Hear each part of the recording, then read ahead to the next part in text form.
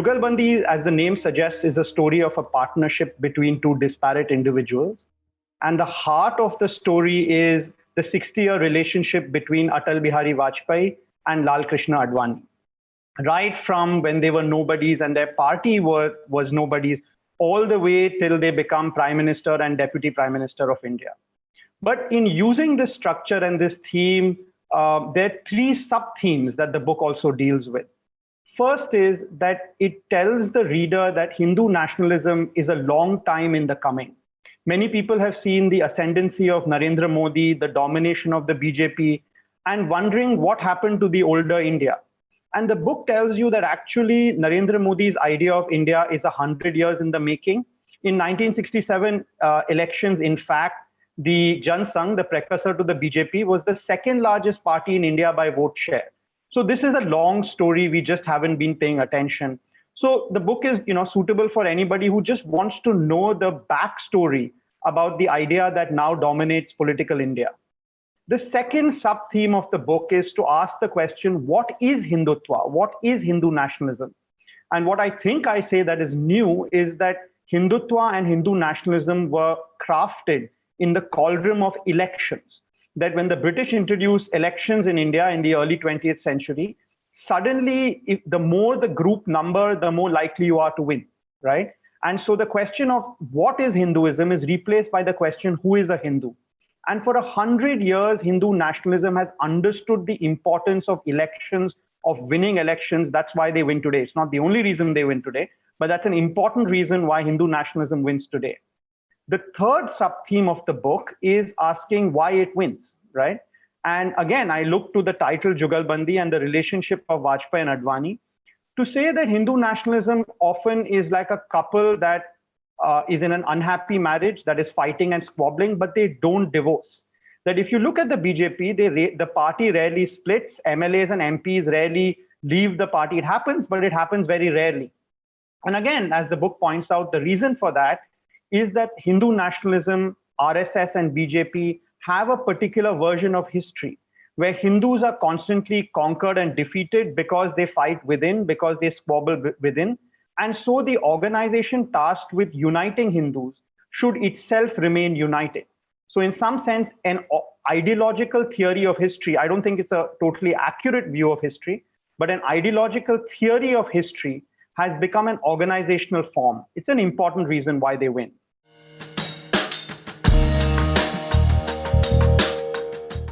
Highlight in this book is you can't wish the BJP away, and whatever you may love it, you may be a bhakt, you may hate it, but it's a reality in India. A large number of Indians support it. As I argue in the book, it is certainly a top-down movement, but it's also a grassroots bottom-up movement.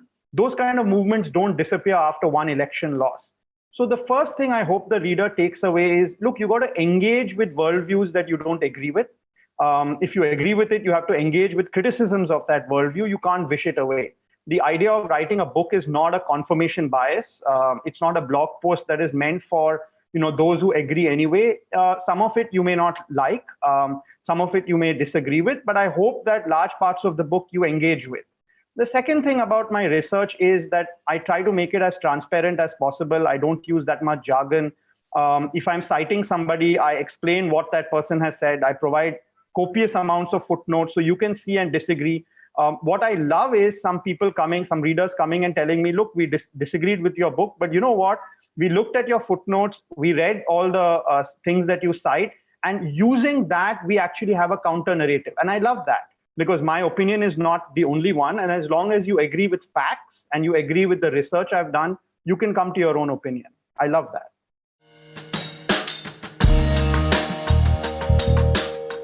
I enjoy engaging with audiences if it's a critical review or a positive review or, critical post on Twitter or a positive post on Twitter. I never imagined that one could write a book on something as controversial as Hindutva, Hindu nationalism and the BJP and expect everybody to agree. So I really enjoy engaging with it. The only, sometimes, when I have readers who I respect, right, who email, who I've never met before, I think one of the things I constantly engage with them is that, look, the aim of a book, at least the kind of books I write, is not to plant a flag. right? It's not to, my aim of my book is not to say, oh, I am a nice person because I have this view, right? It is, at least the way I see my dharma or my job, is to describe the reality around us as accurately as possible. Of course, in Hindi, they say there's an 19-20 fark, and, obviously there is disagreement.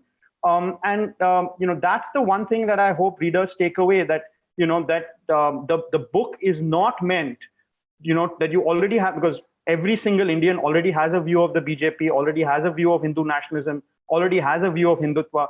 And I'm not writing a book to pander to a section. That's not my job. So if you support the BJP, there's plenty in the book that you will not like, because I'm also critical.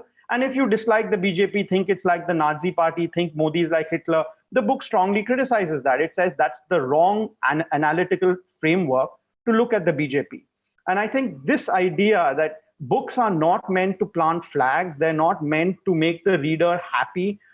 It isn't that, there's a pro-BJP sort of market, there's an anti-BJP market, and you should cater to only one. I think the middle ground is much more complex, and I would invite the reader and me to have a cup of tea in that middle ground.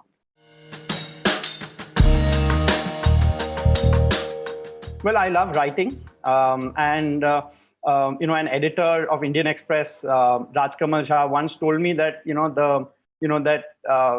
the facts are like bitter medicine, and writing is like the honey that makes the reader enjoy it. The facts are good for the reader, but you need some honey, right?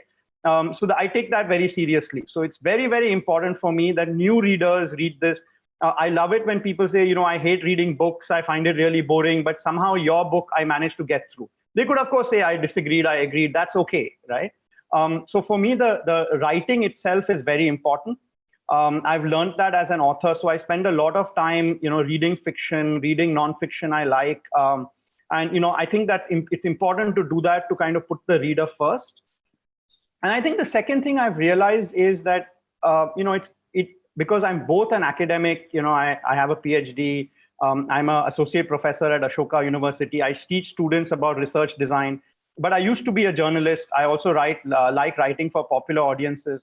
And so the other thing as an author that I try to bring to my writing is that you have to cater to both worlds.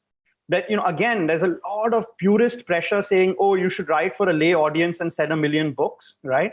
Or you should write for academics and, have a conference in your name. And I push back against both. I think there's a lot of things that academics can teach intelligent non-academics lay readers. After all, they've spent years on particular subjects. They've been in archives. They've done surveys.